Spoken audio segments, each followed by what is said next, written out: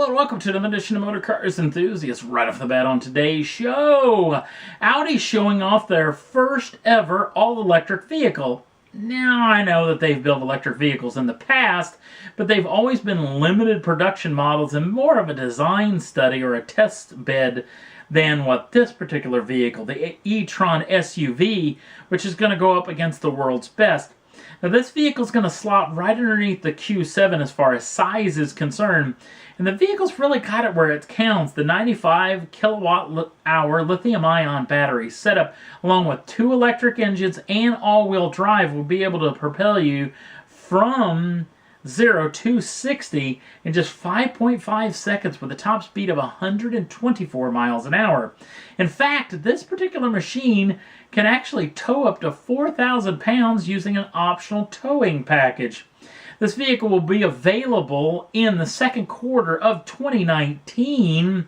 Now, if you still got a little bit of range anxiety inside of you and think an electric vehicle may not be for you, the folks over at Audi are working with a company called Electrify America, and apparently they're going to have over 500 supercharging stations up in 40 different states around the country in the summer of 2019. So if you even get one of the early editions of this particular machine, you may only have to wait a month or two before you can actually go dang near anywhere in the States with this particular model. Now, we haven't heard performance numbers as far as power numbers or range, and that's all pivoting on what the EPA does in their testing cycle. But we have heard about pricing for this vehicle. They have a starting price of a little over $75,000 and go all the way up to just a little under $83,000, depending on the package you actually purchase. And there's 2 different trim levels that this vehicle comes in. You can get it in an Edition 1, which is the early adopters one. This is a special edition model that's only for the people who really want the early editions. And that thing has a starting price of $87,695, and they're only going to build 999 of those things for the world. Now, again, we're waiting on performance numbers, and those things will make it with the official debut, hopefully, when this vehicle debuts at the Paris Motor Show in just a handful of weeks' time. Another manufacturer showing off some really cool stuff. The folks over at Ferrari. Ferrari's showing off a pair of brand new special edition models. And apparently this is going to become a trend for the Scuderia, as they're actually going to have several, in fact almost 20 different special edition models before the year 2020. These particular vehicles in question are the brand new Monza SP1 and the Monza SP2. The SP1 being the silver edition and the SP2 being the one in black. The SP1 actually only has 1 seat, and it's really focused on just the driver. The SP2 is actually one that you can take a friend along with. Now, it has the most powerful engine that Ferrari has ever developed. The 6.5-liter V12 makes 809 brake horsepower and 503 pounds-feet of torque. That is shifted through a 7-speed DCT gearbox. 0 to 62 comes in at just 2.9 seconds with a top speed that is limited to 186 miles an hour. Now, they're only going to build a little under 500 of these things, and it's going to be kind of a weird split. It just depends on the demand. And apparently these aren't for offer for just anybody who just shows up on the steps at Maranello with a blank check in hand. Apparently they're offering these up only to Ferrari collectors. Early reports that this thing could have the possibility of having a $3 million price tag.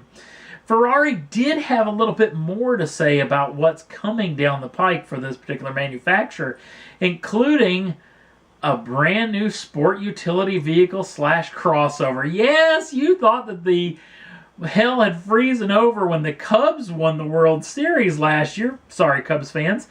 But now Ferrari is building a sport ute / crossover.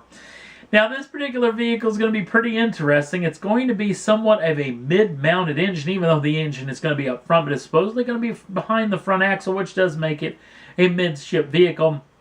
All-wheel drive, 4 doors, the possibility of a hybrid drivetrain possibly coming down the pike, and a brand new name that we're really going to have to get used to. Now, bear with me because my Italian is atrocious, But the name that they have picked is called Purosangue.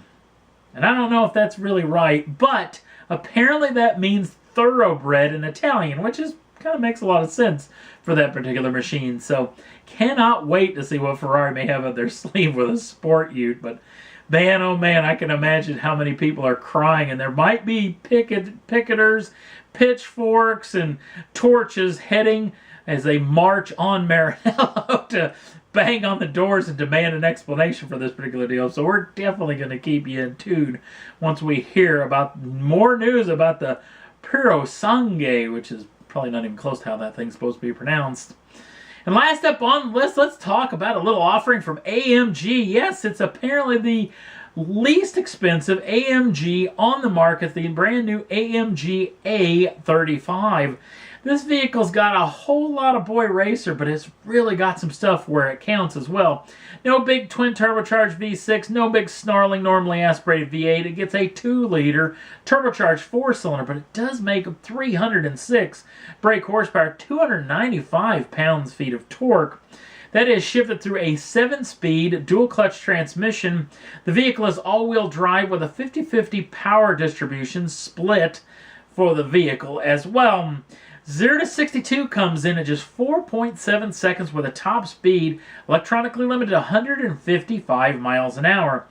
4-piston front brake calipers along with adaptive dampers on all 4 corners. This thing's really got a lot of goodness for the cash that is going to be up on offer. Now, we haven't heard about availability, nor have we heard about how much this thing's going to wreck your piggy bank to actually own. This vehicle, too, will make its official debut at the October edition of the Paris Motor Show, so hopefully we hear a whole lot more come then. And that's all there was that I thought was worth talking about for this edition of Motor Cars Enthusiast. Don't forget to like us over on the Facebook page. Links down in the show notes. Also, if you'd like to subscribe to the channel, you can do so at any time and get the first dibs in the brand new shows as soon as they come out. Thanks for watching. We'll see you again real soon.